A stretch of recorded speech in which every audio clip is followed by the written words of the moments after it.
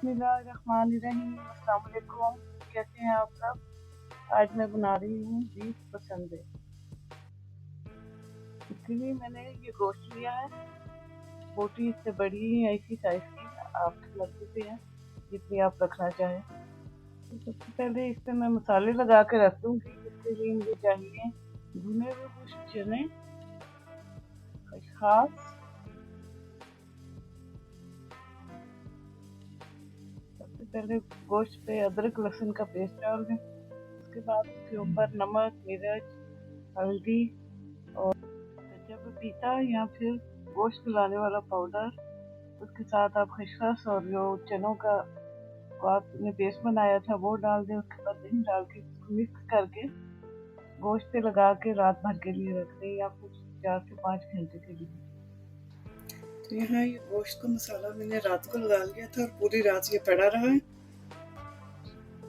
अब इसके अलावा जो इसमें इस्तेमाल होंगे उनमें सबसे पहले प्याज, खड़े मसालों में हमारे आ जाएंगे तेजपात, बड़ी इलायची, छोटी इलायची, बादियान का फूल, जावित्री और जीरा, दालचीनी और 2 से 3 लौंग। यह 4 है, मैं 3 डालूंगी। नॉर्मल मसालों में धनिया पाउडर, पुष्प मेथी, जीरा पाउडर, कश्मीरी लाल मिर्च, नॉर्मल मिर्च, सूरख मिर्च, हल्दी, नमक और मोटी पीसी हुई है मिर्च। इसके अलावा सादा दही और सब्ज मिर्च कटी हुई। धनिया एंड पे डालूंगी। चलिए शुरू करते हैं। ये मैंने देचकी में ऑयल डाल कर रख दिया। चलिए सबसे पहले मैंने खड़े मसालों में ये जीरा इसके अंदर डालूंगी। इसके साथ बाकी के सब सारे खड़े मसाले जितने भी थे ये इसके अंदर जाएंगे। हल्का सा ये फ्राई हो जाए, बिल्कुल हल्का सा। हल्के से ये फ्राई हो चुके हैं। अब इसके अंदर मैं डाल दूंगी प्याज।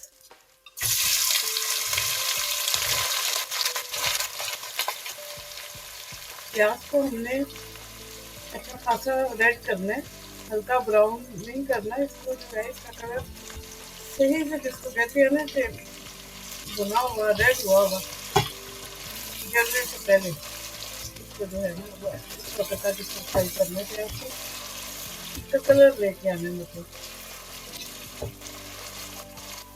ये इस तरह से हमने इसको डार्क ब्राउन कर लेना। जलाना नहीं है, अच्छे खासे डार्क ब्राउन इसको कर लेना। इसके बाद यहाँ इसमें डालेंगे अदरक लहसुन का पेस्ट। जाएगा दही, प्याज,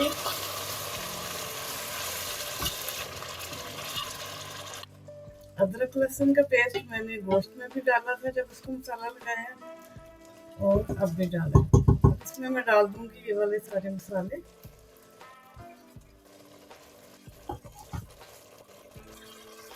दही अपना पानी छोड़ेगा, जब पानी खुश्क होगा तो इसको अच्छी तरह से भून लिया जाएगा।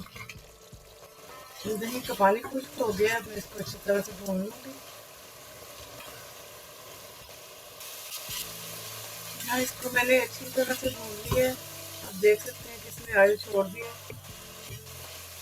हमारे खानों की ज़्यादा चीज़ भूनने पे है, जितना ज़्यादा भुना जाए उतना ही अच्छा जायका बनता है।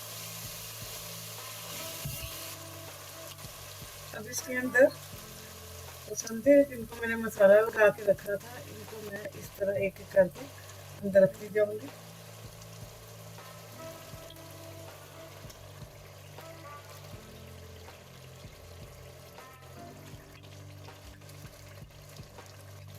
मैंने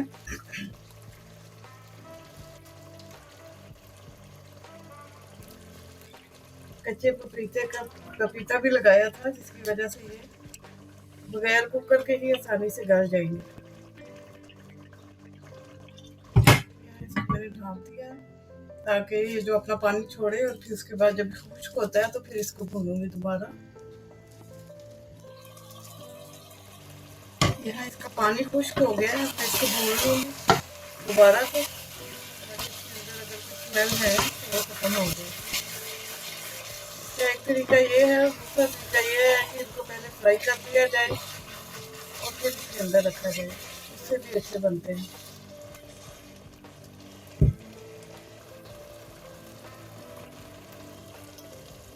काफ़ी भून चुका है, घी छोड़ दिया है, देखिए।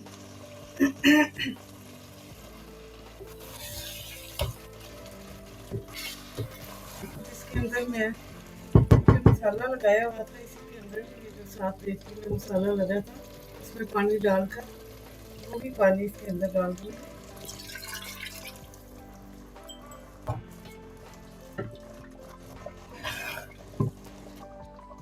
फिर डाल रही हूँ पिसा हुआ गरम मसाला, पत्ते हुए, सब्ज मिर्च थोड़ी सी,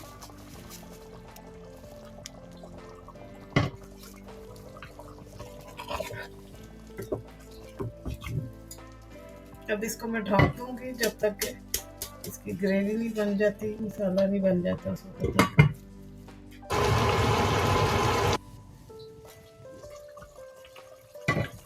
यहाँ ये इसकी ग्रेवी बन चुकी है। ये पकाने वाले की मर्जी है कि वो यहाँ पे इसको उतार देता है या मज़ीद अगर इसको कुछ करना चाहे तो और भी कुछ कर सकता है पानी। यहाँ मैं आपको दिखाती हूँ बोटी।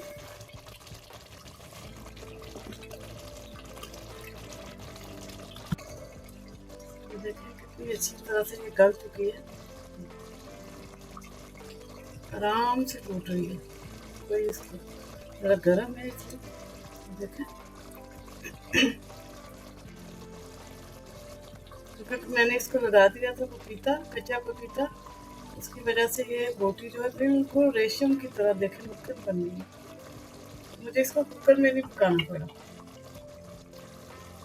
अगर आप इसको पपीता या फिर गोश्त मिलाने वाला पाउडर नहीं लगाते फिर आप इसको कुकर में भी पका सकते हैं।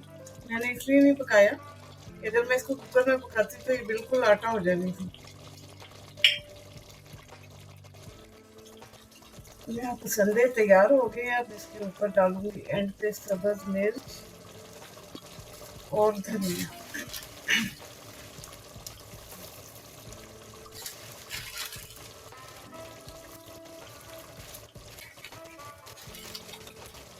धनिया डाल दिया, इसको ढाँप दिया। तो ये हो गए हमारे मज़ेदार पसंदे तैयार। उम्मीद है आपको पसंद आए होंगे। पसंद आए तो लाइक शेयर और सब्सक्राइब कर दीजिएगा। बहुत शुक्रिया, दुआओं में याद रखिए। अल्लाह ताला आप सबका हामी नासिर हो। अल्लाह हाफिज़।